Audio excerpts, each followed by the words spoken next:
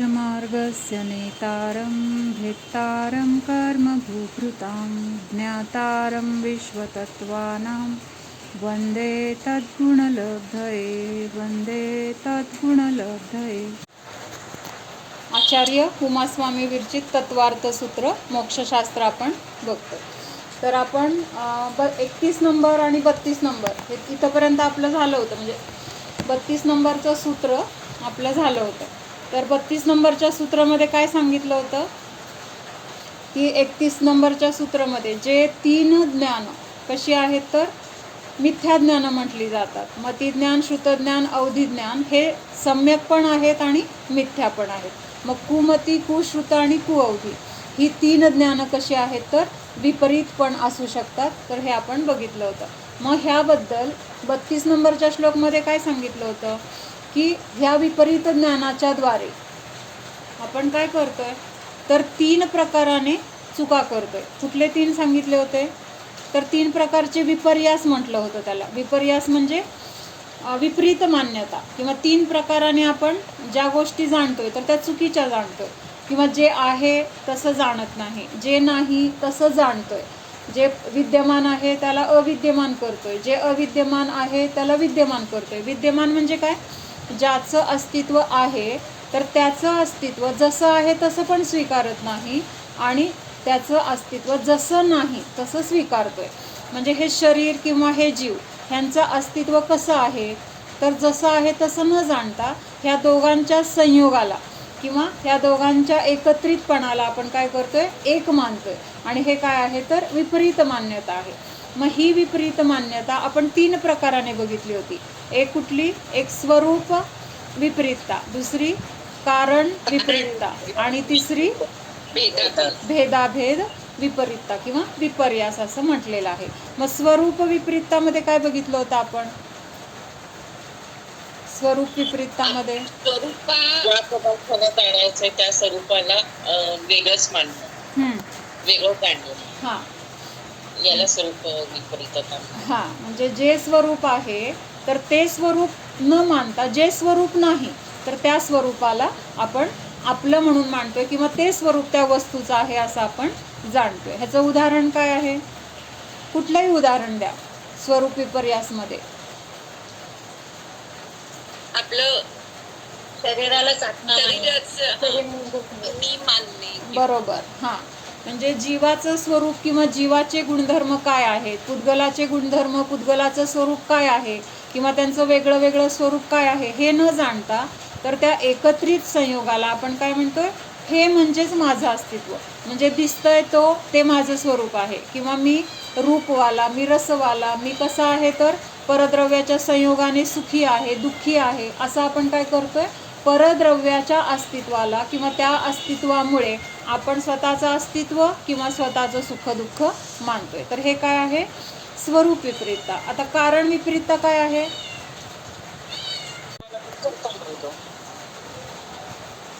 हा म्हणजे कारण विपर्यास म्हणजे आणखीन खोलून सांगा. कोण सांगते आणखीन खोलून? एखादी गोष्ट किंवा एखादं कार्य तिथं घडलेलं आहे तर त्या कार्याचं कार्य घडण्याचं कारण किंवा कशामुळं कार्य झाले तर हे आपण तिथं जसं आहे तसं मानत नाही. म्हणजे आता झाड उगवलंय तर त्याला कारण आहे बी, पण आपण त्याचं कारण काय म्हणतोय, शेतकरी मानतोय किंवा मी स्वतः मानतोय किंवा अजून काय तिथं स्वतःच्या कर्तृत्वामुळं स्वतःच्या ज्ञानामुळं ते वाढलंय असं म्हणतोय. तर हे सगळं काय आहे कारण विपर्यास. त्या झाड येण्याचं मूळ कारण कशात आहे तर ती उपादान शक्ती त्या बीमध्ये आहे. ते बी नसेल आणि बाकी सगळं तिथं असेल तरी पण तिथं कार्य होणार नाही. म्हणून त्या कार्याचं कारण जे आहे ते न मानता तिथं काय म्हणतोय दुसरं कारण मानतोय. तर हे काय आहे कारण विपर्यास आहे. आणि तिसरं काय आहे भेदाभेद विपर्यास. भेद करायला पाहिजे तिथं भेद करत नाही आणि जिथं भेद करायला नको आहे तिथं भेद करतो आणि ह्यामुळं तिथं काय होते तर आपल्याकडून विपरीतता होते किंवा आपली मान्यता चुकीची होते आणि त्यामुळं सगळं परत चुकीचं किंवा दुःखाचंच कारण तिथं होतं. भेद आणि अभेद. आता भेद कशात करायला पाहिजे तर जीव आणि शरीर हे काय आहे तर एक ठिकाणी काही काळासाठी एका क्षेत्रामध्ये बांधलं गेलेलं आहे. मग आपण तिथं काय करायला पाहिजे, जीवाचं स्वरूप वेगळं आहे, शरीराचं स्वरूप वेगळं आहे, म्हणजेच ते दोन भिन्न द्रव्य आहेत, काही काळासाठी एकत्र आलेले आहेत, पण त्यांचं स्वरूप पूर्णपणे वेगळं आहे, ते कधीही एकरूप होऊ शकत नाहीत, असा भेद आपल्याला तिथं लक्षात आला पाहिजे. मग तिथं काय झालं, भेद केला असं म्हणता येईल. पण तिथं भेद करायला पाहिजे, तर तिथं भेद न करता आपण काय करतोय, त्या दोन्हीला एकत्रितपणे एकच द्रव्य मानतोय. म्हणजे भेदामध्ये तिथं काय केलं आपण, अभेदता केली. किंवा आता जीवाचे काय गुण आहेत की ज्ञान, दर्शन, सुख, हे जीवामध्ये अनेक गुण आहेत, तर त्या गुणांना अभेद जाणत नाही आणि तिथं काय करतोय आपण, भेद करतोय. म्हणजे जिथं भेद करायला पाहिजे तिथं अभेदता करतोय, जिथं अभेदता करायला पाहिजे तिथं काय करतोय, भेद करतोय. आणि ह्यामुळं काय होतंय, भेद आणि अभेद ह्याच्यामध्ये आपण विपरीतता करतोय आणि ते आपल्या दुःखाला कारण आहे. इथलं वाचते मी थोडं. कोई कारण से कार्य सर्वथा भिन्न मानते हैं, अथवा कारण अलग कार्य अलग ऐसा कोई मानते हैं. दोनों सर्वथा एक ही है, अभिन्न है, ये दोनों विपरीत मान्यता है. कारण से कार्य कथनचित भिन्न कथनचित अभिन्न है. आता काय सांगितलं इथं, कोई कारण से कार्य को सर्वथा भिन्न मानते हैं. कारण से कार्य को म्हणजे काय, कारण आपण कशाला म्हटले, मगाचं उदाहरण घेऊया की बी हे कारण आहे आणि तिथं झाड उगवलं हे काय आहे तर कार्य आहे. मग तिथं काही जण कसं करतात की बियाचा आणि झाडाचा काही संबंधच नाही, म्हणजे तिथं काय केलं, पूर्णच भेद करून टाकला. काही अपेक्षेने भेद का म्हटलंय, कारण आणि कार्य ह्या तिथं काय आहे, दोन वेगळ्या पर्याय आहेत. काय आहेत लक्षात येते का, कारण आणि कार्य ह्या दोन एकाच द्रव्याच्या वेगळ्या वेगळ्या पर्याय आहेत. कारण म्हणजे काय, अजून त्याच द्रव्यामधून तिथं कार्याची उत्पत्ती होणार आहे. जोपर्यंत ही कार्याची उत्पत्ती होत नाही किंवा कार्य दिसत नाही तोपर्यंत तिथं काय म्हटलंय, त्या द्रव्याला कारण म्हटलेलं आहे. आणि ज्या वेळेस तिथं कार्य दिसून येते, बी पासून झाडाची उत्पत्ती झालेली दिसून येते, तर तिथं काय झालेलं आहे, तिथं कार्य झालं असं म्हटलं जाईल. पण कारण कशाला म्हटलं होतं, बीला, आणि कार्य कशाला म्हटले, त्या बी मधून आलेल्या झाडाला. म्हणजेच तिथं काय आहे, दोन्ही पण एकाच द्रव्याच्या पर्याय आहेत. लक्षात येते का, पर्याय फक्त काय आहेत, वेगळ्या वेगळ्या आहेत. पहिल्यांदा ते बी होतं आणि आता तिथं काय झालेलं आहे, झाड झालेलं आहे. पण दोन्हीही कुठल्या द्रव्यामध्ये आहेत, वेगळ्या वेगळ्या द्रव्याच्या अपेक्षेने केलेलं आहे का हे कथन. लक्षात येते का, दोन गोष्टी जरी म्हटल्या, बी आता दिसताना बी वेगळं दिसतंय आणि झाड उगवल्यानंतर तिथं काय दिसतंय, बीचं अस्तित्व संपलंय आणि तिथं काहीतरी वेगळं द्रव्य दिसतंय.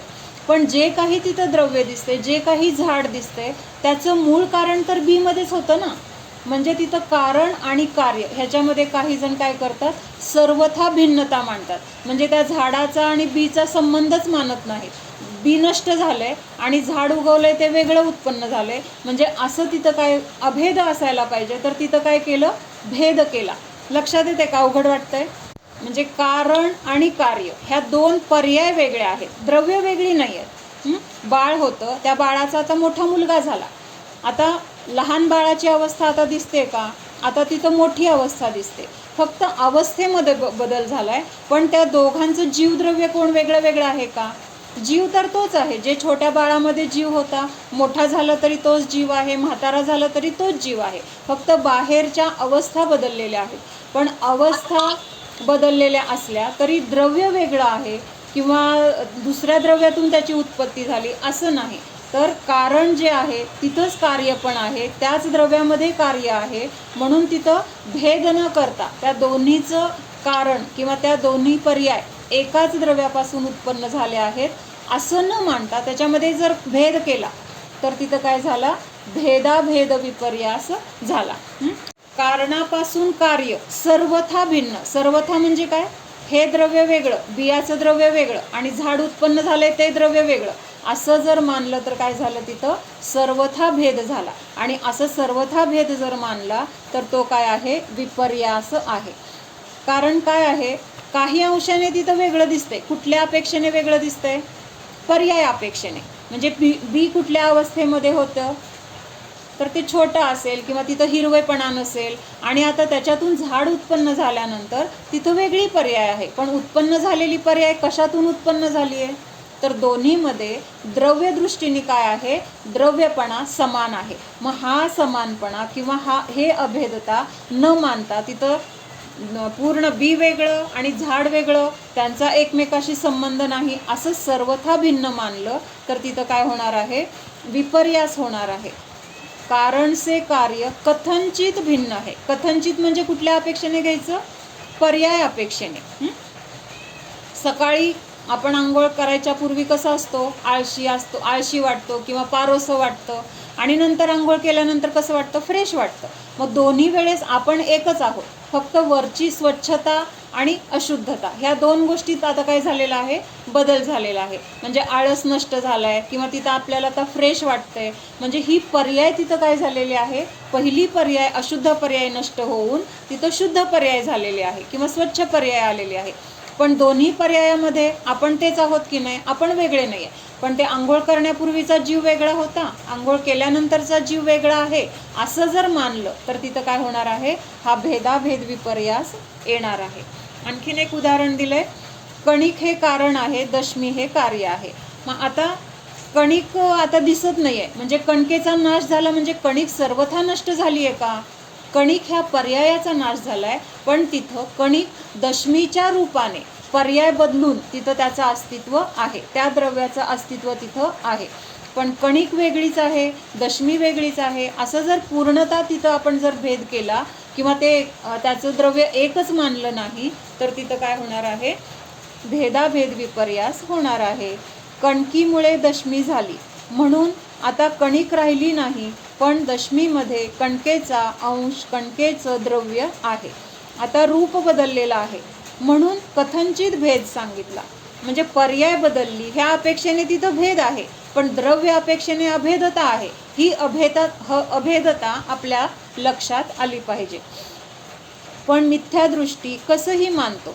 म्हणजे आता कणिक नष्ट झाली, कणकेचं अस्तित्व, कणकेचा सतपणा नष्ट झाला म्हणून कणिक आता असत आहे आणि आता द्रव्य तिथं दशमीमध्ये आहे ते वेगळं आहे, किंवा आता दशमी आहे म्हणजे कणकीचं अस्तित्व नष्ट झालं असा तिथं भेद केल्यामुळं तिथं काय होतं?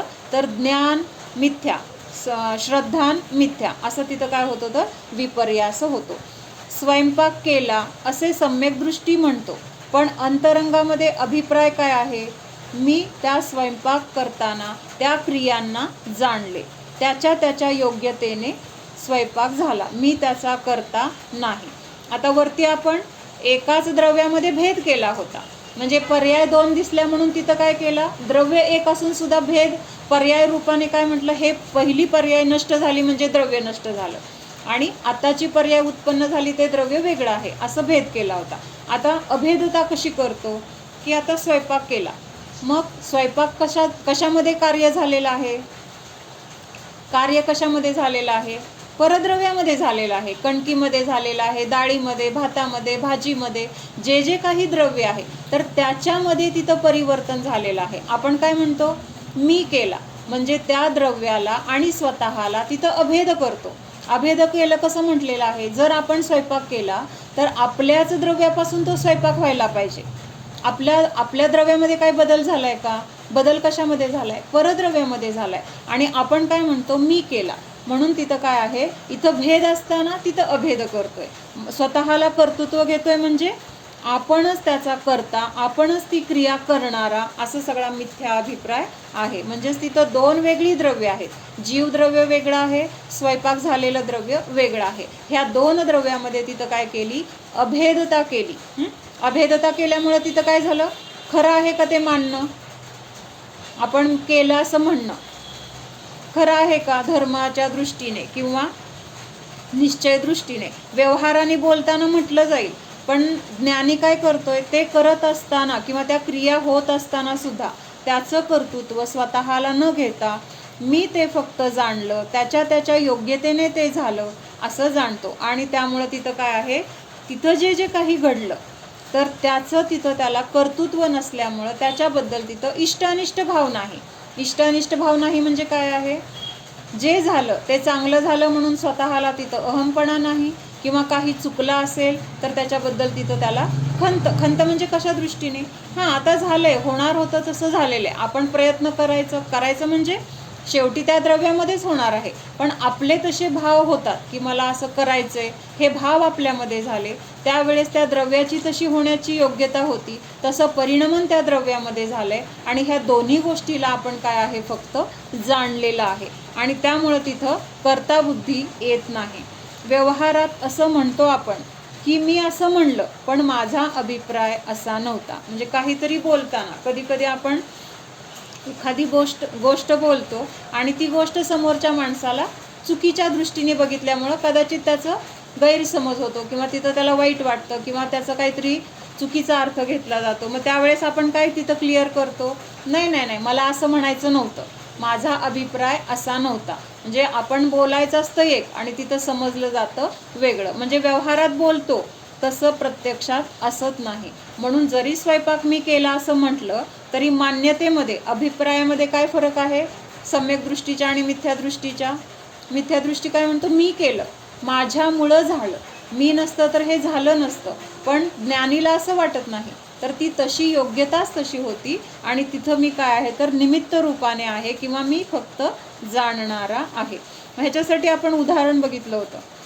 म्हणजे मांजर आहे, ती काय करते, तोंडामध्ये तिचं भक्ष्य पकडते आणि तिच्या पिल्लाला पण पकडते. मग हे पकडत असताना त्या पकडीमध्ये फरक आहे की नाही.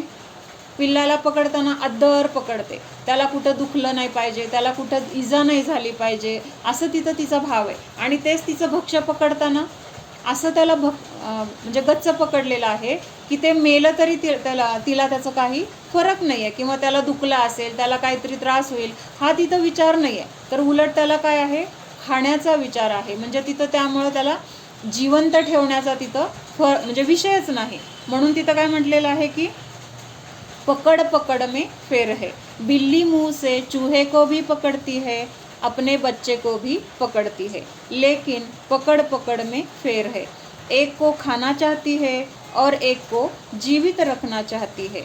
वैसे सम्यक दृष्टि और मिथ्या दृष्टि के जानने में अंतरंग अभिप्राय का फरक है, अंतर है. म्हणजे आता बघताना कसं दिसतंय, मांजरीने त्या भक्ष्याला म्हणजे समजा आता उंदराला पकडले आणि एकदा त्या पिल्लाला पकडले, मग दोघांना पण पकडलेलं दिसतंय की नाही. दिसण्यामध्ये काय बदल आहे का, दोघांनाही दिसतंय कसं तोंडात पकडले, पण अंतरंगामध्ये तिचा भाव सेम आहे का, तो भाव आपल्याला नाही कळणार. आता अनुभवातनं आपण म्हणतो की आता पिल्लाला पकडले, अद्दरच पकडणार, निहून कुठं तरी सुरक्षित ठेवणार आणि तेच त्या भक्ष्याला काय करणार आहे, गिळून टाकणार आहे, खाऊन टाकणार आहे. म्हणजे हा अभिप्राय वरून नाही कळणार.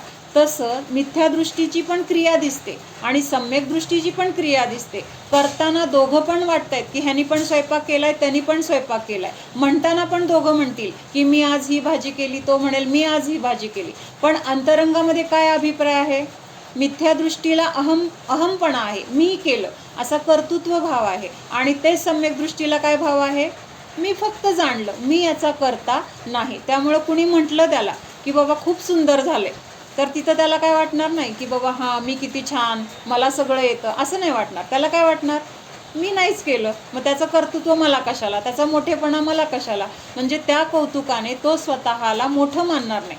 किंवा एखाद्याने त्याला नावं ठेवली की बाबा कसलं केलं, तरी त्यावेळेस तो अंतरंगातून काय जाणणार, पदार्थाला नावं ठेवलीत, मी तर पदार्थ केलेलाच नाही, त्यामुळं मला तिथं दुःख व्हायचं कारण नाही. त्या पदार्थाची तसं होण्याची योग्यता होती आणि ती झालेली आहे, मी केलेलंच नाही तर मला वाईट म्हणून मला त्रास व्हायचं कारण नाही. असं काय आहे तर तिथं अभिप्रायामध्ये फरक आहे. तर असे हे 3 विपर्यास आपण, इन 3 विपरीतताओं को दूर करने का उपाय. आता ह्या 3 विपरीतता आपल्यामध्ये आहेत की नाही.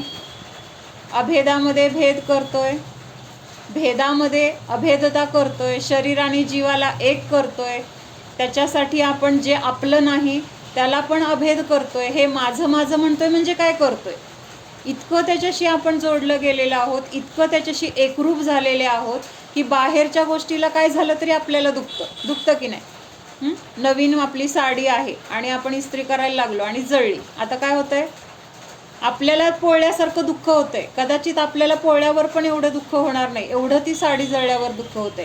कशामुळं हे दुःख झालं? तर त्या साडी आणि आपण, आपल्या दोघांमध्ये काय केलेलं आहे? आपण अभेदता केलेली आहे. ते म्हणजे माझ्या सुखाचं कारण म्हणजेच मी, म्हणजे इतकं त्याच्याशी आपण एकरूप होतोय. एकरूप होणं म्हणजेच काय आहे? त्याच्याशी अभेदता असणं. मग अशा सगळ्या विपरीततामुळे आपण दुःखी आहोत. कशासाठी ह्या विपरीतता बघितल्या आपण? ह्या विपरीतता बघितल्यामुळं आपल्याला आपल्या दुःखाचं कारण हे आहे हे लक्षात आलं तर आपण ह्यांना दूर करण्याचा प्रयत्न करणार. ज्या गोष्टीमुळं मला त्रास होतोय ते मला समजलं तर त्या गोष्टीपासून दूर जाणार आहे. जर कळलंच नाही की ह्या गोष्टीमुळं मला त्रास होतोय तर काय करणार? आपण त्या गोष्टीपासून दूर जाणारच नाही. काय करणार? गरम भांडं आहे आणि आपल्याला माहीत नाही आहे की ह्याला हात लावल्यावर आपल्याला पोळेल. जोपर्यंत माहीत नाही तोपर्यंत आपण काय करणार? हाताने पकडायला जातो. पण जेव्हा लक्षात येतं की अरे हे गरम आहे, ह्याला जर हात लावला तर आपल्याला पोळणार आहे, आपल्याला त्रास होणार आहे, मग नंतर आपण काय करतो? तिथं सांडशीने पकडतो. म्हणजेच मला जर माझ्या दुःखाचं कारण कळालं तर त्या कारणापासून मी स्वतःला दूर ठेवणार किंवा ते कारण माझ्या संयोगातून कसं नष्ट होईल ह्याच्यासाठी तिथं प्रयत्न करणार. मग माझ्या दुःखाची कारणं काय आहेत?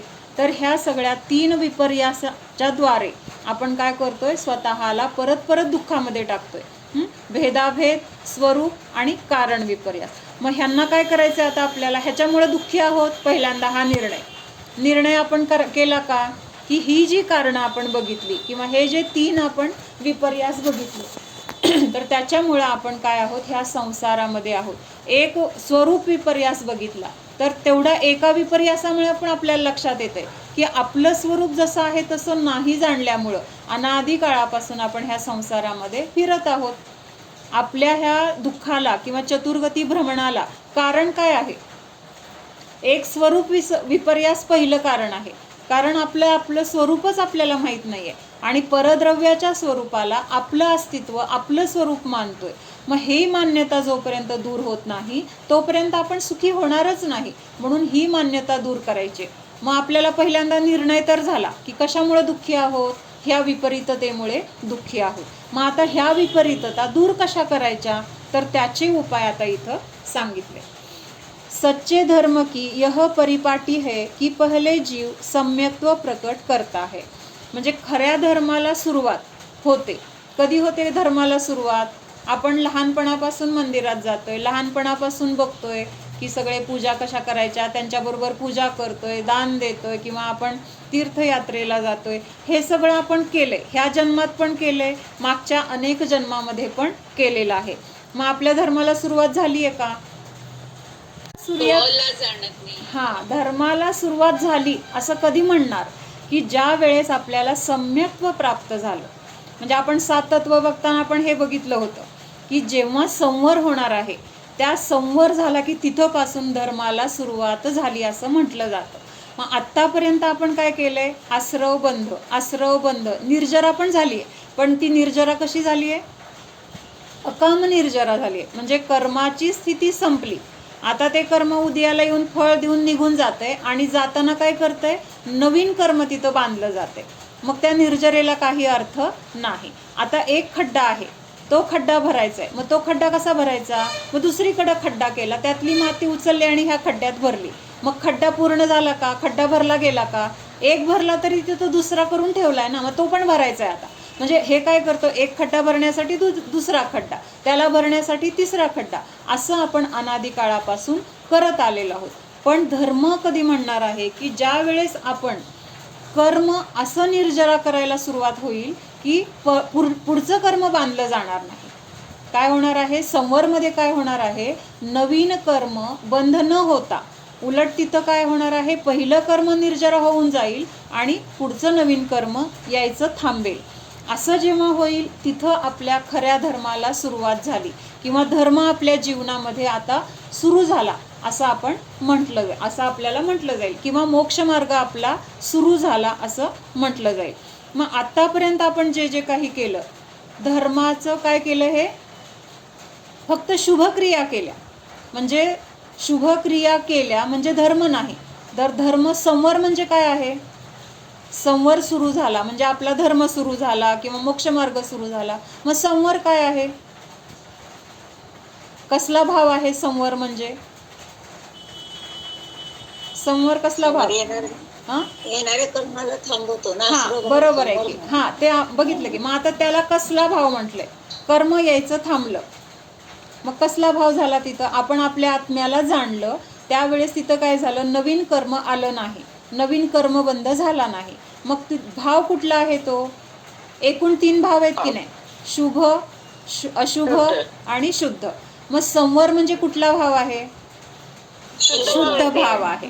मग ज्या वेळेस तिथं शुद्ध भावाला तिथं आपण प्रकट केलं म्हणजेच तिथं संवर झाला, म्हणजेच तिथं मोक्ष मार्गाला सुरुवात झाली. आणि म्हणून तिथं म्हटले की बाकीच्या क्रिया आपण अनादी काळापासून केल्या, किती वेळा सगळं काय काय षटक्रिया केल्या असतील किंवा व्रत संयम नियम सगळं केलं, पण तिथं आपण आपल्या आत्मस्वरूपाला जाणलं नाही.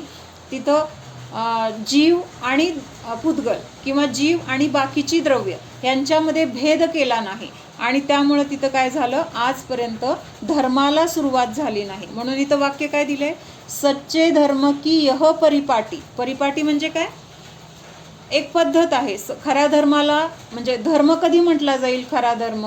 की जेव्हा जीवाला सम्यक्त्व प्राप्त होईल. आणि सम्यक्त्व प्राप्त होईल म्हणजेच काय आहे? तिथं संवर झाला. म्हणजेच काय आहे? तिथं जीवानी भेद केला की माझं अस्तित्व कशामध्ये आहे आणि माझं अस्तित्व कशामध्ये नाही. आजपर्यंत मी माझं अस्तित्व परामध्ये मानलं, पण ते तर माझं अस्तित्व नाही. आणि मग नाही म्हणल्यानंतर काय झालं? त्याच्याबद्दल असलेला मोह, त्याच्याबद्दल असलेले रागद्वेष, मिथ्यात्व हे तिथं नष्ट झालं आणि तिथं संवर भावाला सुरुवात झाली. म्हणजे शुद्ध भाव तिथं प्रकट झाला, आपल्या आत्मस्वरूपाचं श्रद्धान झालं आणि तिथं मोक्षमार्ग सुरू झाला. म्हणजे आपला धर्म कधी सुरू होणार आहे? ज्या वेळेस आपल्याला आपल्या आत्म्याचा निर्णय होणार आहे, परद्रव्यापासून भेदविज्ञान होणार आहे. म्हणून पहिली सुरुवात काय आहे? जीव सम्यक्त्व प्रकट करतो ती आहे. पश्चात व्रतरूप शुभभाव होते हे. आणि मग असं सम्यक्त्व किंवा असा शुद्ध भाव प्रकट झाल्यानंतर तिथं ज्या काही शुभक्रिया असतील, षटक्रिया किंवा व्रत नियम संयम, मग ते काय म्हटलं आहे? मग ते खरे शुभभाव म्हटलेलं आहे. म्हणजे त्या शुभभावामुळे पण काय होणार आहे? कर्मबंधच होणार आहे. पण तो कर्मबंध कसा असेल तर शुद्ध भावासोबत असणार आहे. त्यामुळे तो संसारामध्ये अडकून ठेवण्याला कारण नाही. फक्त तिथं अनुकूलता मिळेल. बाह्य संयोगामध्ये सगळं आपल्याला अनुकूल मिळेल, धर्म मिळेल, देवशास्त्र गुरूंचं सानिध्य मिळेल, आपले असे भाव असतील की मला धर्म करायचा आहे, पण तिथं सम्यक्त्व असणार आहे. आणि त्या सम्यक्त्वामुळे काय होणार आहे? ह्या शुभक्रियांना महत्त्व आहे. लक्षात येते का? एखादा पंतप्रधान आहे किंवा एखादा नेता आहे, त्या नेत्याच्या सोबत एखादा साधा मनुष्य जरी चालताना दिसला तरी त्या माणसाला पण तिथं किंमत दिली जाते की नाही?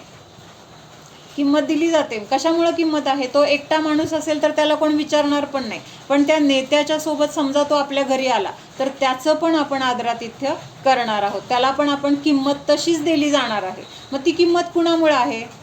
तर त्या नेत्यामुळे आहे किंवा त्या सोबत असणाऱ्या जो कोणी प्रतिष्ठित माणूस असेल तर त्या माणसाच्या सोबत असल्यामुळं त्याला किंमत आहे. तसं हे जे काही शुभक्रिया आपल्याकडून होणार आहेत तर त्या शुभक्रियांना तेव्हाच महत्त्व आहे ज्या वेळेस आपल्या आत्मस्वरूपाची आपल्याला जाणीव असणार आहे किंवा आत्मस्वरूपामध्ये आपल्याला श्रद्धा नसणार आहे. आणि ह्या श्रद्धानपूर्वक मग जे काही शुभभाव असतील तर त्या शुभभावाला तेव्हा किंमत आहे. ते हुकुमचंद भारीला एक उदाहरण द्यायचे की बदाम आहेत. आता बदाम कसे आहेत? एक ते आपण चढवतो ते म्हणजे कव्हरवाले असतात आणि घरी वापरतो ते आपण सोललेले असतात, बी असतात नुसते. मग आता बीचा भाव आणि ते आपण चढवतो ते म्हणजे कव्हरसहित असलेले बदाम ह्या दोघांचा रेट सेम आहे का? दोघांचा रेट बाजारात विकत घ्यायला गेले तर आपण चढवतो ते साधारण 300 रुपये किलो वगैरे आहेत, आणि हे जे बी आहेत तर ते कसे आहेत? 800 रुपयापासून पुढं आहेत. बरोबर आहे का? मग तर आता इथं हे खरं उदाहरण उलटं होतंय बरं का, चुकून सांगते मी, पण आता आले तर सांगून टाकते. इथं आता उलटा अर्थ कसा होतोय तर तर बरोबर पण होऊ शकतंय.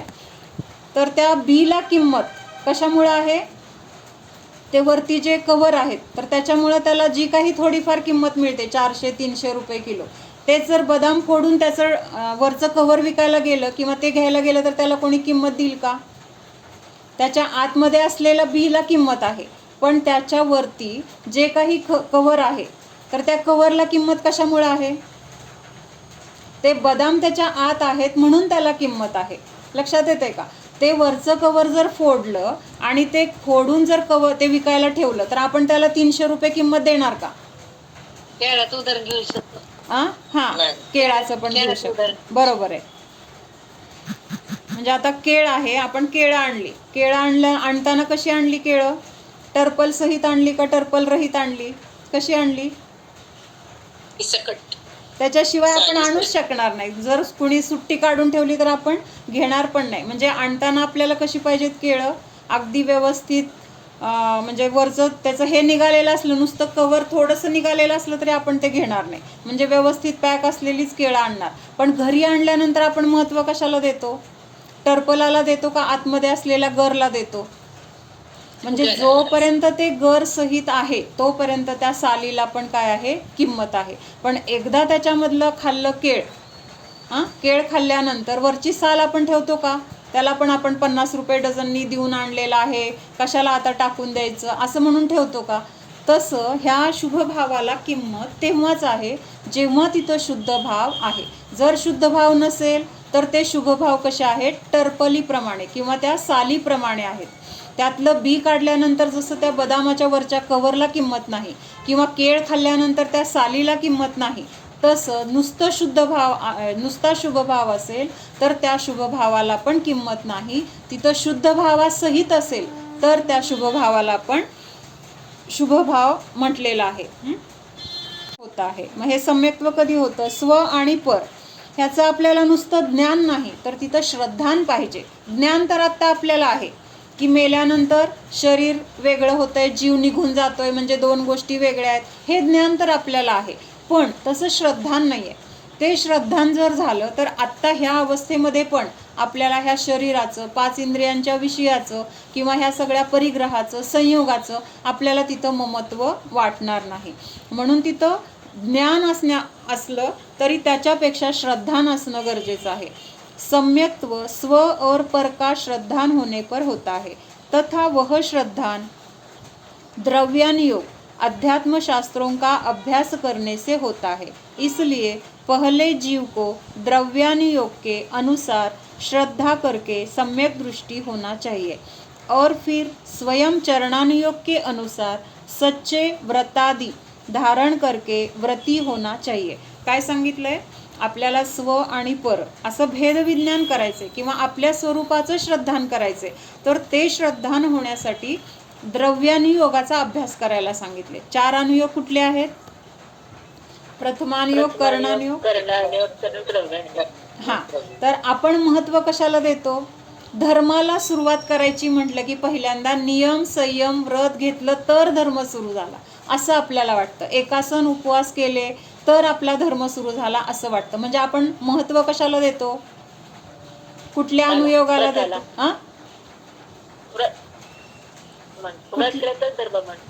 हां, बरोबर आहे की. पण हे व्रत, नियम, संयम करतो किंवा त्याला आपण महत्त्व देतो म्हणजे कुठल्या अनुयोगाला महत्त्व देतो? चरणानुयोगाला महत्त्व देतो. महत्त्व कशाला द्यायला पाहिजे? द्रव्यानुयोगाला. म्हणजे 4ही अनुयोग महत्त्वाचे आहेत. 4ही अनुयोगांचं सार काय आहे? वीतरागता आहे, शुद्ध स्वरूप प्रकट करणे आहे. पण त्याचा सुद्धा क्रम सांगितलाय की अगोदरच जर आपण चरणानुयोग नुसता करत बसलो आणि द्रव्यानुयोग जाणलाच नाही तर तिथं आपल्याला आत्मस्वरूपाचं भान होणार नाही किंवा श्रद्धान होणार नाही. म्हणून हे श्रद्धान अगोदर करायला सांगितलंय. श्रद्धान करण्यासाठी द्रव्यानुयोगाचा अभ्यास करायला सांगितलंय. द्रव्यानुयोगाचा अभ्यास झाला की मग तिथं व्रत, नियम, संयम आपोआप येणार आहेत. तिथं मला करायचेत असं म्हणण्याची पण गरज होणार नाही. आपल्याकडून आपोआप काय होणार आहे? हे संयम पाळला जाणार आहे किंवा जे काही चुकीच्या गोष्टी, चुकीच्या क्रिया आपल्याकडून घडत होत्या किंवा आपल्याला ज्या गोष्टींमध्ये रस होता त्या कशा चुकीच्या आहेत हे कळल्यानंतर आपण आपोआप त्याच्यापासून दूर जाणार आहोत. म्हणजे तिथं आपल्याला स्वतःला दूर करायचं असे भाव करायची गरज होणार नाही, तर आपोआप आपण त्याच्यापासून काय होणार आहे, दूर होणार आहे. पोळते म्हटल्यानंतर आपल्याला किती प्रयत्न करावा लागतो की त्याच्यापासून मला दूर जायचं आहे, स्वतःला शिकवावं लागतं का पटकन आपण बाजूला जातो. तसं आपल्याला द्रव्यानुयोग समजल्यानंतर चरणानुयोग आपल्या जीवनामध्ये सहज उतरणार आहे.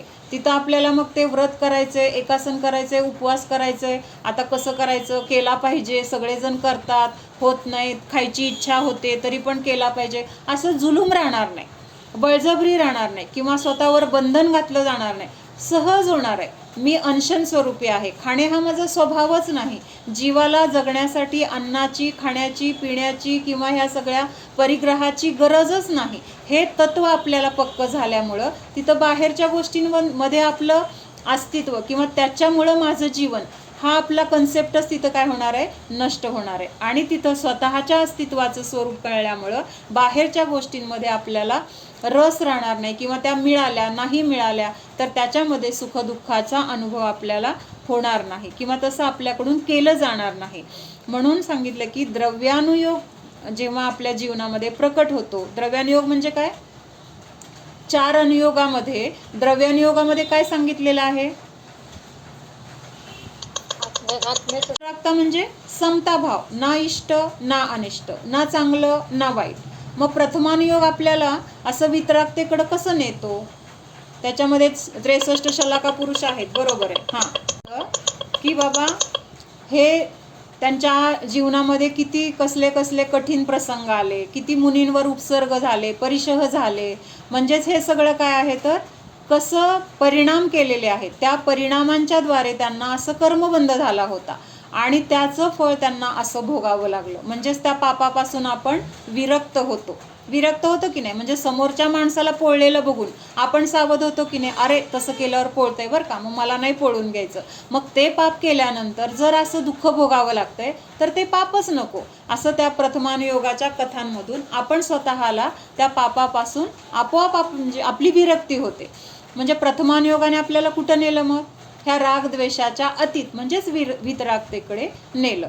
त्याच्यानंतर चरणानुयोगामध्ये काय सांगितलंय की परिणाम आपले, की ह्या परिणामांमुळं असं दुःख मिळते किंवा ह्या परिणामांमुळं ह्या चतुर्गतीमध्ये मला फिरावं लागते, ह्या परिणामांमुळं मी माझ्या स्वतःच्या सुखापासून वंचित आहे.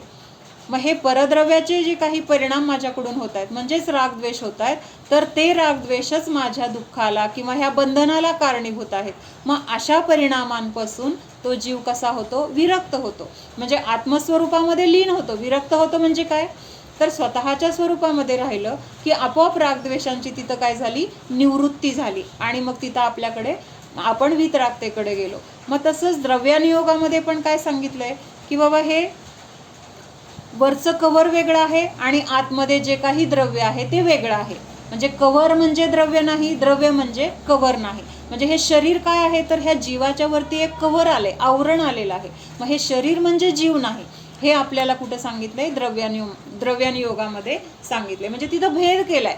जरी शरीरामध्ये ज्ञान दिसते म्हणजे आता ह्या शरीराच्या संयोगामध्ये जीव आहे, मग हालताना चालताना बोलताना काही क्रिया करताना दिसतोय, म्हणजे तो जीव आहे हे लक्षात येते. पण हा जीव ह्या शरीरामध्ये असला तरी शरीरापासून वेगळा आहे हे तिथं आपल्याला द्रव्यानुयोगाच्या द्वारे कळते. मग जे माझं नाही त्याच्यासाठी रागद्वेष करून, त्याच्यासाठी पाप करून मी माझ्या जीवाला का ह्या दुःखामध्ये अडकू, मी माझ्या जीवाला ह्या कर्मामध्ये का बांधू, ह्या संसारामधलं दुःख ह्या जीवाला का भोगायला लावू, असं तिथं काय होतं, आपले परिणाम होतात आणि तिथं वितरागता प्रकट होते. म्हणून सांगितलं की पहिल्यांदा काय करायला पाहिजे, भेदविज्ञान करायला पाहिजे. हे भेदविज्ञान केल्यानंतर जे काही चरणानुयोगाच्या नुसार आपलं व्रत, नियम, संयम त्याला आपण सहज आपल्या अंगीकार होणार आहे किंवा सहज आचरण आपल्या जीवनामध्ये येणार आहे. पण आपल्याला असं वाटतं की एखाद्याने उपवास केले म्हणजे त्यांनी खूप धर्म केला, एखाद्याने खूप यात्रा केल्या म्हणजे त्यांनी खूप धर्म केला. म्हणजे आपण त्यांना नावं ठेवायची नाही आहेत बरं का, किंवा ते चुकीचं आहे असं म्हणायचं नाहीये. हे सगळ्या शुभक्रिया तर करायलाच पाहिजेत, पण ह्या सगळ्या शुभक्रिया करताना आपल्या स्वतःच्या अस्तित्वाची आपल्याला जाणीव पावलोपावली असणं गरजेचं आहे. फिर द्रव्यानुयोग के अनुसार श्रद्धा करके सम्यक दृष्टि होना चाहिए और फिर स्वयं चरणानुयोग के अनुसार सच्चे व्रतादि धारण करके व्रती होना चाहिए. इस प्रकार मुख्यतः से तो निचली दशा में ही द्रव्यानुयोग कार्यकारी है. निचली दशा में म्हणजे श्रावक अवस्थेमध्ये जोपर्यंत आपल्याकडून व्रत नियम संयम किंवा व्रत म्हणजे महाव्रत दीक्षा अशा गोष्टी आपल्याकडून होत नाही आहेत. मग आपल्या भूमिकेमध्ये घरामध्ये राहून गृहस्थावस्थेमध्ये राहून सगळ्या सांसारिक क्रिया करत असताना सुद्धा आपल्याला महत्त्वाचा अनुयोग कुठला आहे? द्रव्यानुयोग आहे. खूप जण काय म्हणतात की दीक्षा घेतल्यानंतर आत्म्याचा अनुभव करायचा, दीक्षा घेतल्यानंतर आत्मा आपल्याला लक्षात येईल. तर असं नाही. तर आत्ताच्या आपल्या भूमिकेमध्ये सुद्धा आपल्याला भेदविज्ञानासाठी द्रव्यानुयोग कार्यकारी आहे. यथार्थ अभ्यास के परिणाम स्वरूप विपरीतता के दूर होने पर निम्न प्रकार यथार्थतया मानता है. मग हे आपल्याला हे सगळं कशासाठी बघतोय आपण? आपले जे विपर्यास आहेत स्वरूप भेदाभेद आणि कारण ह्या विपर्यासांना दूर करण्यासाठी तिथं आपल्याला हा उपाय सांगतायत. मग ह्या उपायामध्ये मुख्यतेने काय सांगितलं? पहिल्यांदा आपल्याला भेदविज्ञान झालं पाहिजे, स्व आणि पर, आणि हे भेदविज्ञान करण्यासाठी तिथं द्रव्यानुयोग काय आहे तर महत्त्वाचा आहे. एक द्रव्य उसके गुण या पर्याय दूसरे द्रव्य उसके गुण या पर्याय में कुछ भी नहीं कर सकते. काय सांगितलंय? एक द्रव्य त्या द्रव्यामध्ये असलेले गुण किंवा त्या गुणांच्या पर्याय, दुसरे द्रव्य दुसरे त्याचे गुण आणि त्या गुणांच्या पर्याय याच्यामध्ये काडीचाही बदल करू शकत नाही. हे आपल्याला ना असं आपल्या मान्यतेमध्ये कोरायचंय, असं कोरायचंय. आपल्याला हे सगळं माहीत आहे, पण आपण ना आपल्या परत ज्या ज्या क्रिया करतो किंवा जे रोजचं आपलं रुटीन आहे त्याच्यामध्ये हेच आपण विसरतो आणि मग त्यामुळे आपल्याला सतत कुठल्या ना कुठल्या गोष्टीचं वाईट वाटत राहतं, कुठल्या ना कुठल्या गोष्टीचं आपल्याला सतत आकुलता राहते, चिंता राहते. मग आपण जर दुसऱ्या द्रव्यामध्ये काही करू शकत नाही, दुसरं द्रव्य आपल्यामध्ये काही करू शकत नाही, असं जर असेल तर हे राग द्वेष चिंता आकुलता दुःख राहिलंच नाही ना. मला आत्ता काहीतरी होतंय आणि मला त्रास होतोय, कशामुळं? त्यांनी काहीतरी बोललं म्हणून मला त्रास होतोय. पण जेव्हा माझ्या लक्षात येईल विपुमावशी आवाज बंद करायला लागतो. तर एक द्रव्य जर दुसऱ्या द्रव्याचं काहीच करू शकत नाही, एक द्रव्यातला गुण दुसऱ्या द्रव्यामध्ये प्रवेश करू शकत नाही, स्पर्श करू शकत नाही, तर मग त्या द्रव्याने मला दुःख दिलं, त्या द्रव्यामुळं माझं नुकसान झालं, त्या द्रव्यामुळं मला त्रास झाला, ह्या गोष्टी काय कशा आहेत? मग बिनबुडाच्या आहेत, त्याला काय अर्थच नाही. असं हे काय आहे? असं असताना सुद्धा आपण परत परत काय मानतोय? आपल्या दुःखाचं कारण परद्रव्याला मानतोय, आपल्या सुखाचं कारण परद्रव्याला मानतोय. सुखाचं कारण पण परद्रव्याला मानतोय की नाही? पैसा असेल तर मी सुखी, सगळ्या घरामध्ये सोयी असतील तर मी सुखी, माझ्या मनाप्रमाणे मला सगळं मिळालं तर मी सुखी. म्हणजे परद्रव्य मला सुख देते, ह्या शरीराचं सगळं अनुकूल असेल तर मी सुखी. म्हणजेच परद्रव्यामुळे आपण सुख मानतो. ही केवढी आपली चूक आहे, हीच आपली विपरीत मान्यता आहे. काय मान्यता आहे? की एक द्रव्य दुसऱ्या द्रव्याचं काही करू शकत नाही, एक गुण दुसऱ्या द्रव्यातील गुणांचं काही करू शकत नाही, दुसऱ्या द्रव्याच्या पर्यायाचं काही करू शकत नाही, आणि तरी पण आपण तसं मानतोय. हेच आपल्या दुःखाचं कारण आहे. मग जेव्हा आपल्याला जे जे काही आपल्या संयोगामध्ये अनुकूलता असेल प्रतिकूलता असेल तर त्यावेळेस आपल्याला काय लक्षात यायला पाहिजे? जे जे काही मला प्राप्त झाले अनुकूल किंवा प्रतिकूल प्रसंग त्याचं कारण कोण आहे? माझ्या द्रव्याची ती तसं होण्याची योग्यता आहे. त्याच्यामध्ये कर्माचा पण दोष नाही, समोरच्या व्यक्तीचा पण दोष नाही, संयोगामध्ये असलेल्या परद्रव्याचा पण दोष नाही. म्हणजे बाहेर आता काय तर ती पातेलच मला पोळलं, आता पातेल्याचा दोष आहे का? तेच एखाद्या व्यक्तीने तिथं काय तर असेल तर त्या व्यक्तीला लगेच म्हणतो तुझ्यामुळं पोळलं तुझ्यामुळं पोळलं. पण पातेल्याला आपण हात लावल्यानंतर आपण दोष देतो का त्या पातेल्याला? तिथं कळतंय आपल्याला. पण व्यक्ती असेल तर नियमाने म्हणणार त्याच्यामुळं मला पोळलं, त्यांनी मला पोळवलं, पण माझ्याच तिथं काय आहे? तशी योग्यता माझीच आहे, माझाच उदय तसा होता. हे आपल्याला जर लक्षात आलं तर आपण बाहेर कुणाला दोष देणार नाही, आपल्या दुःखाचं कारण बाहेर मानणार नाही, आपल्या सुखासाठी परद्रव्यावर अवलंबून राहायची आपल्याला गरज राहणार नाही. प्रत्येक द्रव्य अपने अपने कारण से अपनी पर्याय धारण करता है। विकारी अवस्था के समय परद्रव्य निमित्त रूप अर्थात उपस्थित तो होता है, किंतु वह किसी अन्य द्रव्य के विक्रिया कुछ भी नहीं कर सकता। काय सांगितलंय? प्रत्येक द्रव्यामध्ये जे जे काही परिणमन होते म्हणजे काय? नवीन पर्याय उत्पन्न होती. आत्ता आपण स्वाध्यायाला बसलो होतो आणि आत्ता म्हणजे जो काही मध्ये वेळ गेला त्याच्यामध्ये सुद्धा अनेक पर्याय उत्पन्न झाल्या आणि नष्ट झाल्या. कारण पर्याय किती वेळाची असते? एक समयाची पर्याय असते. म्हणजे एक समयामध्ये तिचा नाश होतो, नवीन पर्याय तिथं उत्पन्न होतो. मग आता किती समय गेले? कितीतरी समय गेले आणि त्याच्यामध्ये कितीतरी पर्यायांचा काय झाला? नाश झालेला आहे. म्हणजेच काय आहे? प्रत्येक द्रव्य सतत कुठली ना कुठली पर्याय तिथं नवीन उत्पन्न होते आणि नष्ट होते. ह्याचं कारण काय आहे? ते द्रव्य, त्या द्रव्यामध्ये नवीन पर्याय उत्पन्न झाली, जुनी पर्याय नष्ट झाली. ह्याचं कारण ते द्रव्य आहे, दुसरं कुठलंही अन्य द्रव्य नाही. पण तिथं त्याचं परिणमन होत असताना आजूबाजूला जे द्रव्य दिसत आहेत तर ते द्रव्य तिथं निमित्त रूपाने हजर आहेत. निमित्त रूपाने हजर आहेत. आता कर्माचा असा उदय होता, असा आता कर्माचा उदय होता आणि ते गरम भांड मला पोळलं. गरम भांड हे काय झालं? तिथं निमित्त झालं. मूळ कारण काय आहे? कर्माचा म्हणजे अंतरंग निमित्त कारण कर्माचा उदय. आणि माझं उपादान काय होतं? त्यावेळेस माझी तशी पर्याय होती की माझ्या संयोगामध्ये ते येणार होतं किंवा तसा अनुभव, हे सगळं काय आहे? उपादान तिथं आहे. त्यामुळे तिथं मुख्य कारण काय आहे? तर माझं तसं उपादान आहे. तिथं ते भांड कारण नाही, कर्म कारण नाही. हे जर आपल्या लक्षात आलं तर आपण तिथं बाहेरच्या गोष्टींना दोष द्यायला जाणार नाही. पण हे जे काही निमित्त रूपाने तिथं उपस्थित आहे तर ते द्रव्य आपल्यामध्ये तसं काही बदल करू शकत नाही. तर आपली आपली योग्यताच आपल्याला तसं परिणमन करवते. प्रत्येक द्रव्य में अगुरु लघुत्व नामक गुण है. आता इथं वरती सांगितलं ना त्याने की एक द्रव्य दुसऱ्या द्रव्याचं काही बदलू शकत नाही. मग कशामुळे बदलू शकत नाही? तर प्रत्येक द्रव्यामध्ये अगुरु लघुत्व नावाचा सामान्य गुण आहे. सामान्य जे 6 गुण आपण बघितले होते, अस्तित्व, वस्तुत्व, द्रव्यत्व, प्रमेयत्व, प्रदेशत्व आणि अगुरु लघुत्व. मग हा अगुरु लघुत्व गुणाचं काम काय आहे? प्रत्येकाचं सेपरेट काम आहे. अस्तित्व गुण अगुरु लघुत्वाचं काम करणार नाही. अगुरु लघुत्व द्रव्यत्वाचं काम करणार नाही. त्याचं काम करण्यासाठी प्रत्येक गुण कसा आहे? सक्षम आहे, दुसऱ्यावर अवलंबून सुद्धा नाही. मग इथं अगुरु लघुत्व गुण काय करतो? अगुरु लघुत्व गुण 3 मुख्य लक्षणं आहेत. कुठले? एक द्रव्य दुसऱ्या द्रव्यरूप होत नाही. म्हणजे अगुरु लघुत्व काय करतो? तर आपलं द्रव्य दुसऱ्या द्रव्यरूप होऊ देत नाही.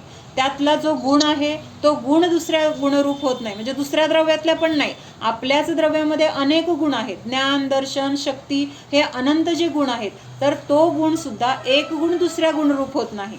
ज्ञान गुण ज्ञान रूपानेच आहे अनादिकाळापासून. श्रद्धा गुण श्रद्धा रूपानेच आहे अनादिकाळापासून. ज्ञानामधला अंश श्रद्धेमध्ये गेलाय, श्रद्धेमधला अंश चारित्र्यामध्ये गेलाय. असं काही कधीच होत नाही. का होत नाही? तर त्याचं कारण अगुरु लघुत्व करूच देत नाही तसं काय. आणि हा गुण प्रत्येक द्रव्यामध्ये आहे. मग आणि त्या द्रव्यामधले अनंत गुण विखरून वेगळे वेगळे होत नाहीत. लाडूचा डबा आहे भरलेला, हातातून निसटला, काय झाले? सगळे लाडू इकडं तिकडं विखरले गेले. तसं हे द्रव्य विखरून वेगळं वेगळं होत नाही. त्याचं कारण काय आहे? अगुरु लघुत्व. म्हणून अगुरु लघुत्वाला काय म्हटलेलं आहे? वॉचमन म्हटलेलं आहे.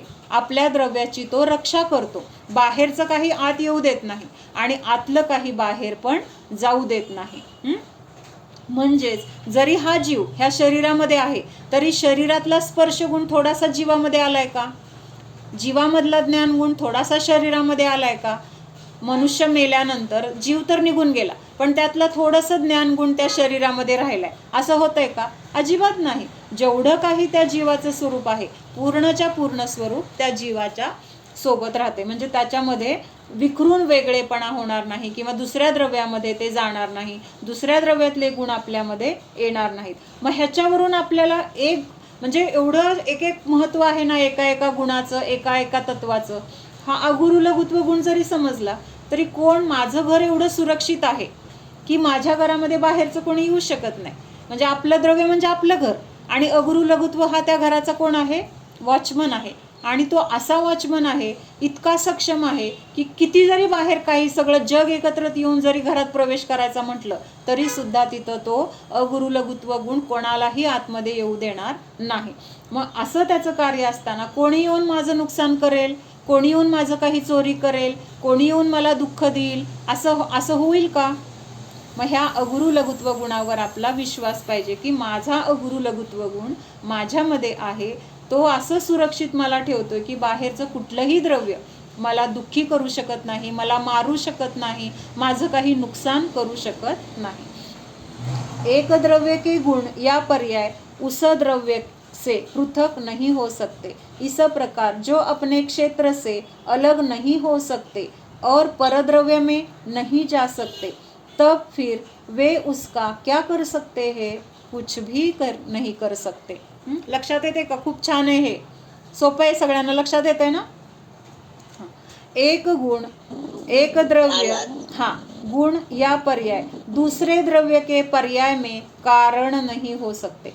इसी प्रकार वे दूसरे द्रव्य का कार्य भी नहीं होते. ऐसे अकारण कार्यत्व शक्ती प्रत्येक द्रव्य में विद्यमान है. काय सांगितलं? म्हणजे दुसऱ्या द्रव्यामध्ये त्या द्रव्याची पर्याय उत्पन्न होण्यासाठी सुद्धा आपली गरज नाही आहे. म्हणजे असं ते शेतकऱ्यांनी ते बी पेरलं पाहिजे मग ते झाड उत्पन्न होणार, म्हणजे त्या शेतकऱ्यामुळं त्या झाडाचं अस्तित्व आहे किंवा शेतकऱ्यामुळं त्या झाडाची पर्याय झाली, असं सुद्धा काय आहे? हे उपचार आहे. प्रत्यक्षात त्या झाडाला किंवा त्या झाडाची तिथं उत्पन्न होण्याची वेळ आलेली आहे आणि तिथं त्या शेतकऱ्याला काय भाव झाले? मला हे आता पेरलं पाहिजे. याच्यासाठी उदाहरण म्हणजे अंजना आहे. अंजनेने मागच्या जन्मी काय केलं होतं? मूर्तीची विराधना, म्हणजे तिची जाऊ काहीतरी पूजा करत असते, तिचं व्रत असतं आणि ती काय करते? ईर्ष्या बुद्धीने ती मूर्ती काय करते? 22 सेकंद का 22 मिनिटासाठी घराच्या बाहेर काढते.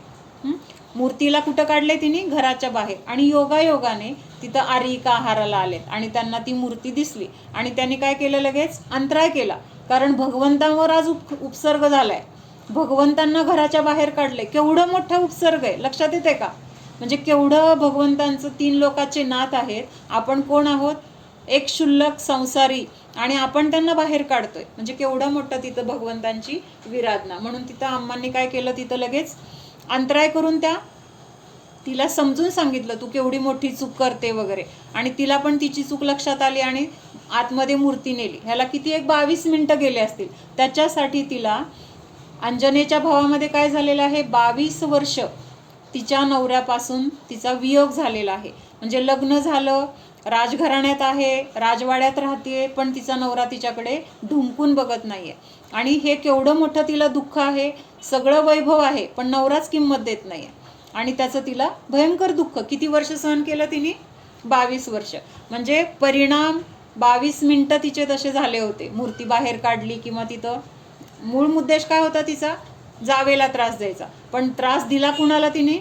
भगवंतांना. आणि त्याचं फळ तिला 22 वर्ष सहन करावं लागलं. आता काय झालेलं आहे? म्हणजे आता इथं आपण कारण कार्य बघतोय ना. तर आता स्वर्गामध्ये हनुमानाचा जीव आहे. कुठं आहे हनुमानाचा जीव? स्वर्गामध्ये. तिथली त्याची आयु आता संपत आलेली आहे. आता त्याची आयु संपत आली आहे. त्याचा आता जन्म घेण्याचं म्हणजे काही काळ जवळ आलेला आहे. आणि तिथं आता पवनला म्हणजे अंजनेच्या नवऱ्याला काय बुद्धी झाली की आता त्याला ते चकवाचकवीचं निमित्त झालं. ते एकमेकांपासून वेगवेगळ्या झाडावर आहेत, रात्रभर ओरडतायत.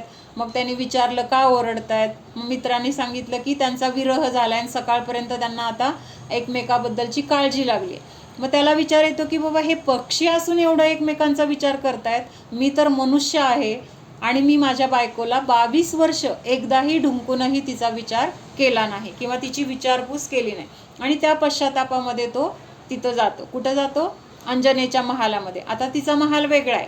तिच्या सासूला पण माहिती आहे की तिचा नवरा तिच्याकडे बघत नाही, येत नाही, जात नाही. आणि तो येऊन एक रात्र तिथं राहतो आणि पहाटच सगळे उठायच्या पूर्वीच काय करतो? तो तिथून निघून जातो. आता निमित्त बघतोय आपण.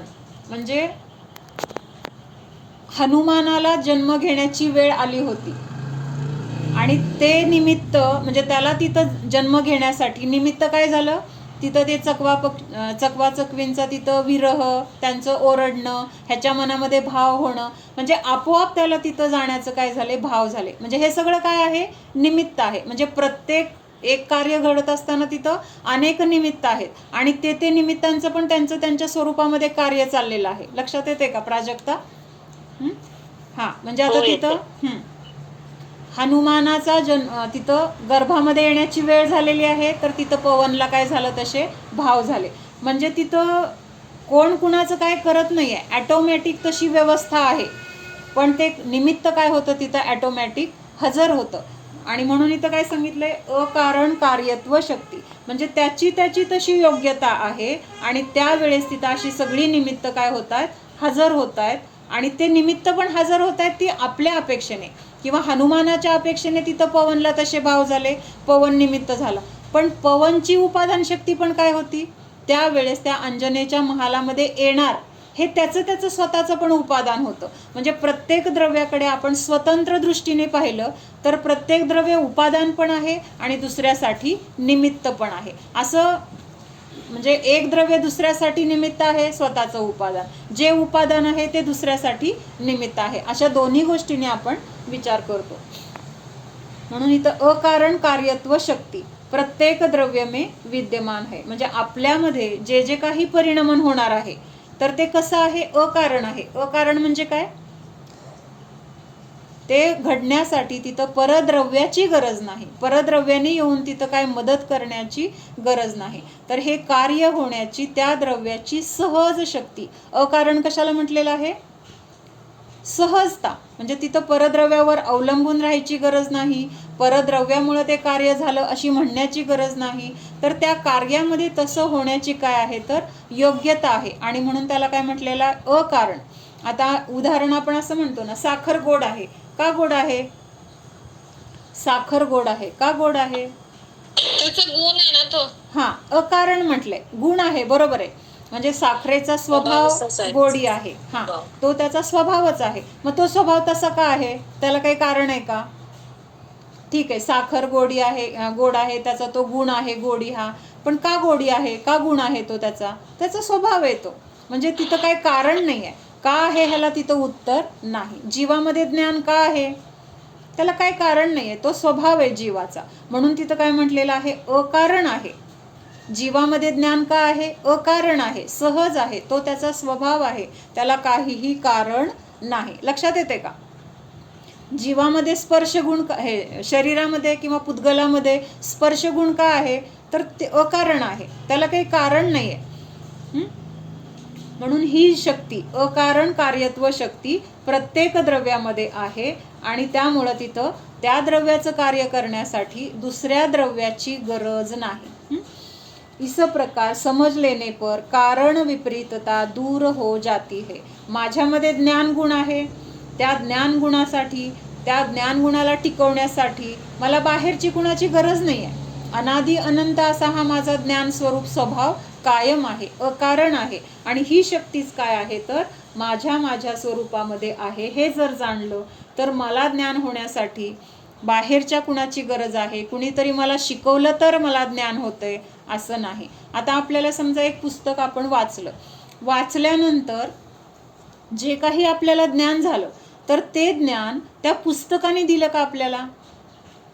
ज्ञान आपल्यामध्ये होतं, त्या ज्ञानावर फक्त आवरण होतं, ते आवरण तिथं नष्ट झालेलं आहे. आणि ते आवरण नष्ट झाल्यामुळे आपण ह्या पुस्तकाला म्हणणार उपचाराने, कसं म्हणणार, निमित्त रूपाने, की हे वाचलं म्हणून मला समजलं. पण प्रत्यक्षात नक्की काय झालंय, तर ते आवरण तिथं नष्ट झालेलं आहे आणि जे ज्ञान होतं ते ज्ञान तिथं उघड झालेलं आहे आणि आपल्याला त्या गोष्टी त्या पुस्तकामधल्या लक्षात आलेल्या आहेत. म्हणजेच आपल्याला ज्ञान होण्याचं कारण आपल्यामध्ये आहे. ते ज्ञान होण्यासाठी आपल्याला परद्रव्याची किंवा पराची कुणाचीही गरज नाही आहे. गरज नाही आहे म्हणून आपण निरर्गल व्हायचं असं नाही. दोन्हीकडे व्यवहार आणि निश्चय दोन्हीला धरून चालायचंय. उपचाराने ह्या गोष्टी महत्त्वाच्या आहेत, पण कुठल्या अपेक्षेने, मला माझ्या ज्ञानामधूनच ज्ञान येणार आहे, पण त्या ज्ञानामध्ये राहण्यासाठी हे सगळे अवलंबन निमित्त रूपाने मला घ्यावे लागणार आहेत. देवशास्त्र गुरूंच्या सान्निध्यात मला राहायचं आहे, कारण त्यांच्या निमित्तामध्ये मला माझ्या ज्ञानाचा उघाड होणार आहे, माझ्या चारित्र्यामध्ये, माझ्या श्रद्धानामध्ये तिथं काय होणार आहे, बदल होणार आहे. पण मूळ शक्ती कुठं आहे, माझी माझ्यामध्येच आहे. इस प्रकार समझ लेने से कारण विपरीतता दूर होती है. प्रत्येक द्रव्य, ठीक आहे उद्या वाचूया, 2:30 वाजले.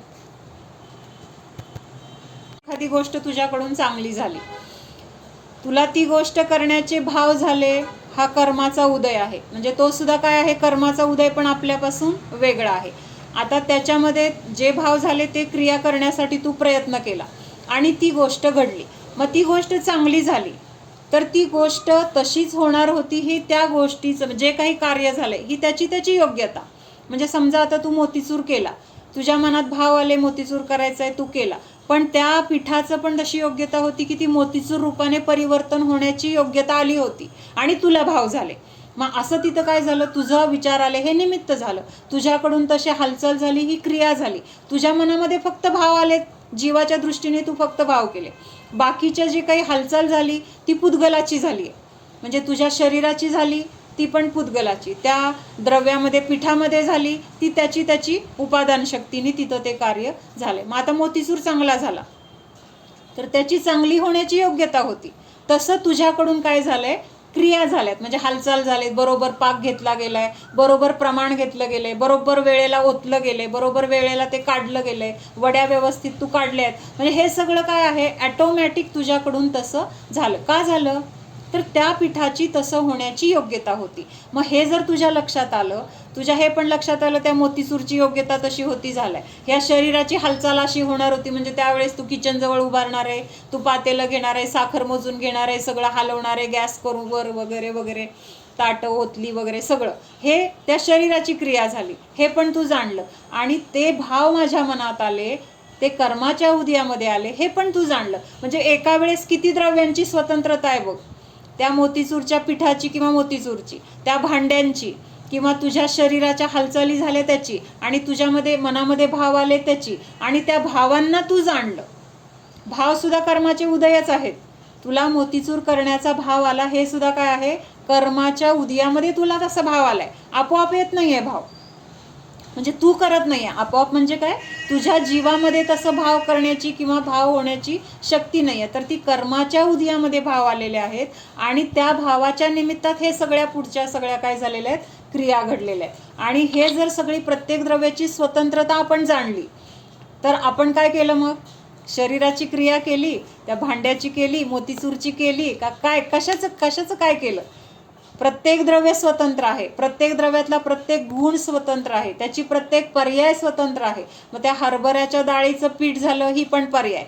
ते पीठ परत आपण बांधलं, पर्याय. ते पीठ आपण परत तळलं, पर्याय. ते मिक्सरमधनं काढलं, पर्याय. चाळलं, पर्याय. परत ते पाकात टाकलं, पर्याय. पाक बरोबर आला, पर्याय. आणि त्याच्या वड्या छान पडल्या, पर्याय. म्हणजे आपलं काय त्याच्यामध्ये, त्या पिठाचं अशा वेगवेगळ्या पर्यायातून जाऊन शेवटची ही एक पर्याय. त्याच्यानंतर आपण ते खाल्लं, मग आपल्याला ते छान वाटलं, म्हणजे ते सुद्धा त्या शरीरामध्ये जाणार होतं. कुठली वडी आपल्याकडे आपल्या पोटात जाणार आहे, कुठली वडी कुणाकडे जाणार आहे, कुठली वडी खाली पडून म्हणजे खराब होणार आहे, किंवा कुठली वडी चुकून डब्यात राहून तिथं त्याला बुरशी येणार आहे, हे प्रत्येक त्या द्रव्याचं काय आहे, परिणमन, तशी त्याची योग्यता आहे. म्हणून आपण त्याचा करता नाही आहे. हे कर्तृत्व आपली बुद्धी जी आहे, ती कर्तृत्व बुद्धी आपल्याला हे कारण विपर्यास समजून लक्षात येते. म्हणजे आपलं कर्तृत्व ह्याच्यामधून काय होतंय, आपोआप नष्ट होणार आहे. तर त्या द्रव्याची योग्यता असेल, जसं आपलं कर्म उदयाला येणार असेल, हे सगळं काय आहे, एकमेकामध्ये सांगड आहे. म्हणजे ते मिळवून आणण्यासाठी सुद्धा आपल्याला काही करावं लागत नाही. एक मशीन आहे, ती मशीन काय करते, समजा काहीतरी कट करण्याचं काम आहे, ॲटोमॅटिक मशीन असतात ना, ते कागद कट करतात, कुठले काय काय कट करतात. मग चुकून असं होतं की नाही, एखाद्या कामगाराचा हातच त्या मशीन खाली येतो, मग त्या मशीनला कळतं का की आता कागद नाही आहे, इथं कट नाही करायला, तिचं काम काय आहे, फक्त कट करणे. तसं ते कर्म काय करते, त्याचा उदय आणायचं काम करते. म्हणजे ते कर्म पण वेगळं आहे, आपला जीव पण वेगळा आहे, त्या कर्माच्या उदयात जे प्रसंग आपल्याला प्राप्त होणार आहेत ते पण वेगळे आहेत, त्याच्या जे काही परिणमन होणार आहे ते पण वेगळं आहे. म्हणजे हे प्रत्येकाची स्वतंत्रता आपल्याला काय करायची, समजून घ्यायची. ही स्वतंत्रता समजल्यानंतर मी ते केलं, माझ्यामुळं झालं, किंवा माझ्याशिवाय होणार नाही, ही कर्तृत्व बुद्धी आपली आपोआप नष्ट होणार आहे. मी करूच शकत नाही, मी काय त्याच्यामध्ये बदल करूच शकत नाही. आपण जर करू शकलो आपल्या मुलांना लवकर मोठं करू. काय ती मुलं लहानपणी त्रास देतात, रात्री झोपू देत नाहीत, सारखी आजारी पडतात. पटकन मोठं झालं तर हे सगळं संपतंय. करायचं मोठं, आपण करतो ना मोठं, मग लगेच मोठं करू ना, आपला त्रास कमी होईल. करू शकतो का? नाही करू शकत. एखादं मूल खूप लवकर चालायला शिकतं, एखादं मूल खूप उशिरा चालतं, एखादं लवकर बोलतं, एखादं खूप उशिरा बोलतो. मग आपण जर करू शकतो तर मग त्याला आपण लवकर बोलायला सांगू. एखादी मुलं असतात ना की नॉर्मल वयामध्ये बोलतात, तेच बोलत नाहीत, मग हळूहळू 2-4 वर्षांनी बोलतील नंतर व्यवस्थित, पण उशिरा बोलतात. मग आपण काय करू शकत नाहीत. किती डॉक्टरकडे जातो, किती औषधं देतो. आपण जर करत असलो तर मग ते करायला पाहिजे ना. म्हणजे कर्तृत्व आपण कसं घेतो विनाकारण, आहे की नाही. म्हणजे जे होतंय ना त्याचं आपण कर्तृत्व घेतो, जे होत नाही तिथं करायलाच पाहिजे ना. होत नाही म्हटल्यावर आपण करतोय तर करायला पाहिजे. मग नाही करू शकत आपण, म्हणजेच आपण जे होतंय त्याला सुद्धा फक्त जाणतोय, आपण ते सुद्धा करू शकत नाही. ओम सावधान, जाणा हा मी शुद्ध जीव आहे, जाणणारा आहे, मात्र जाणत आहे. जाणणे सोडून मी अन्य काहीही करणारा नाहीच. जाण हा मी स्वतंत्र आहे. या विश्वातील प्रत्येक द्रव्य स्वतंत्रच आहे. स्वतंत्र म्हणजे स्वतःच्या तंत्राने चालणारा. प्रत्येक द्रव्य स्वतःच्या तंत्राने चालणारे आहे. म्हणजेच प्रत्येक द्रव्याचे परिणमन त्याच्या त्याच्या योग्यतेनुसार होते. मी परद्रव्याचा कर्ता नाही, परद्रव्य माझा कर्ता नाही. मी परद्रव्यामध्ये प्रवेश करू शकत नाही. परद्रव्य माझ्या जीवस्वरूपामध्ये प्रवेश करू शकत नाही. शरीर परद्रव्य आहे, स्वतंत्र आहे. जीवाचे परिणमन शरीर करू शकत नाही. म्हणजेच या जीवाला हे शरीर, इंद्रिय, हे संयोग, परिग्रह सुखी किंवा दुःखी करू शकत नाही. माझ्या सुखाचे कारण माझा कर्ता मीच आहे, परद्रव्य नाही. परद्रव्याच्या परिणमनाचा कर्ता परद्रव्यच आहे, मी नाही. प्रत्येकाची स्वतंत्रता जाणा. हा मी अगुरु लघुत्व गुणाने परिपूर्ण आहे. माझ्यामध्ये परद्रव्य प्रवेश करू शकत नाही, माझे नुकसान करू शकत नाही, मला दुःख देऊ शकत नाही. या अगुरु लघुत्व गुणामुळे मी सुरक्षित आहे, स्वरक्षित आहे. जाणा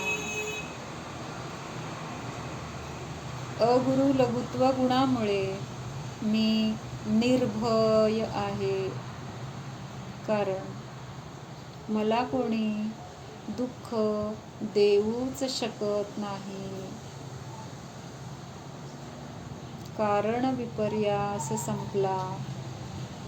माझ्या दुःखाचे कारण परद्रव्य नाही,